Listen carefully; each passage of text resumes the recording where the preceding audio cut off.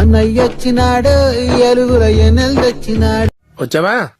ఇవాళ కూడా రాకపోతే కనపట్లేదు అని పేపర్లో ఇద్దాం అనుకుంటున్నా. మినిమం 30,000 నుంచి ₹1,00,000 దాకా అమ్ముడు పోయిన పరిస్థితి బత్తాయి. ఇది శనికాయ. అయ్యి బాబోయ్ నిజమే నమ్మబుద్ధి కావట్లేదు. దీని పరిస్థితి చూస్తే వైఎస్ఆర్సీపీ హయాంలో మినిమం దీనికి నోటికి ఎదొస్తే మాట్లాడేయడమే వరకు 4,000 నుంచి 12,000. ప్రజలు నిజాన్ని తెలుసుకోవాలి. చూడండి, 4,000 నుంచి 12,000 క్వింటాలకు అమ్ముడు పోతే ఇంకా ఎంతకాలం ఇలా బాబుల పేర్లు చెప్పుకొని బతుకుతారు? మీకంటూ ఒక పేరు సంపాదించుకుంటారా? 4,000 నుంచి 4,000 నుంచి 12,000. రోజు పరిస్థితి రైతుకు క్వింటాల్కు ఎంత అమ్ముతారు తెలియదురా. తెలిసినా చెప్పను. ఏం చేస్తా? గ్రేడ్ బాగుంటే 600 నుంచి 800 అంట. Information is wealth. 300 నుంచి స్టార్ట్ అవుతా ఉందంట. అంటే సబ్జెక్ట్ లేదు, ఆబ్జెక్ట్ లేదు, అంత వాటిదే డబ్బా బబ్రాజమానం భజగోవింద్. యావరేజ్ ₹400 ₹500 కూడా గిట్టుబాటు రావడం లేదు రైతుకి. ఇది అబద్ధం. ఇప్పుడు నిజం మాట్లాడుకుందామా? ఇది ఈ రోజు రైతు పరిస్థితి. నీకు రాదులే. దీనికి కూలి ఖర్చులు కూడా రాని పరిస్థితిలో ఈ రోజు రైతు వ్యవసాయం చేస్తా ఉన్నాడు. ఏం చేద్దామంటావు మరి? యూరియా సొసైటీలకు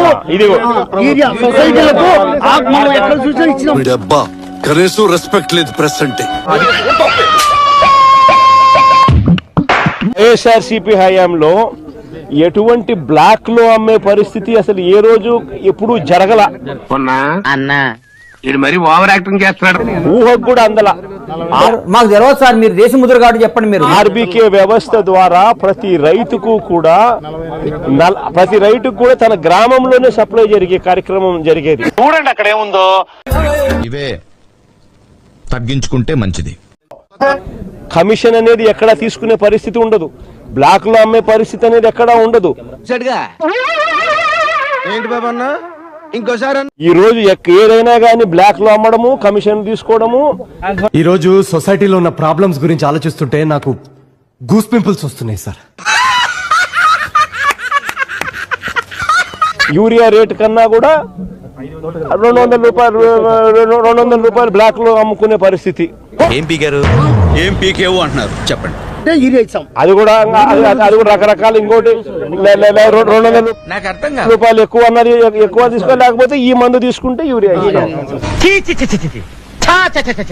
అన్నా అని చెప్పి ఈ మాదిరిగా రైతులను ఆడుకుంటా ఉన్న పరిస్థితి. ప్రపంచంలో ఉన్న దరిద్రాలు, ట్విస్టులు, కష్టాలు అన్ని మీ జీవితంలో ఉన్నాయంట్రా. అందరికి నమస్కారం. నమస్కారం. వైఎస్ఆర్ గారి 16వ వర్ధంతిని పురస్కరించుకుని ఈ రోజు ఎందుకైనా మంచిది నేను నమ్మలం. నేను ఒకసారి ఫోన్ చేసి కనుక్కుంటానే.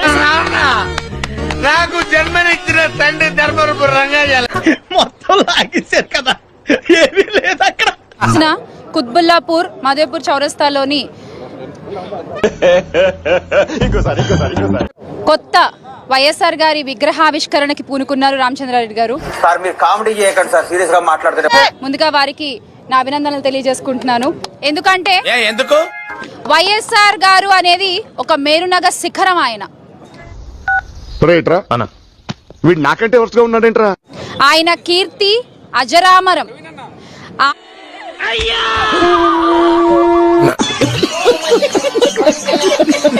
మన తెలుగు ప్రజలకి దొరకడం మనం ఏ జన్మలోనో చేసుకున్న ఒక వరం. అన్నా ఇది మరి ఓవర్ యాక్టింగ్ చేస్తున్నాడు.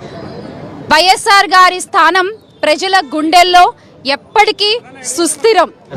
వాడు ఎక్స్ దొంగ. ఎక్కడ దొంగతనం చేసినా నిమిషంలో దొరికిపోవడం వాడి స్పెషాలిటీ.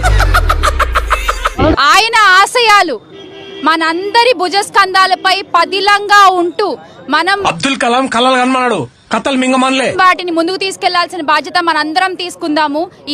ఓకే నువ్వు ఎట్లా చెప్తే అట్లా. వైఎస్ఆర్ గారి వర్ధంతిని పురస్కరించుకుని మరొకసారి ఆ విషయం అందరికీ గుర్తు చేస్తున్నాను. అవసరమా?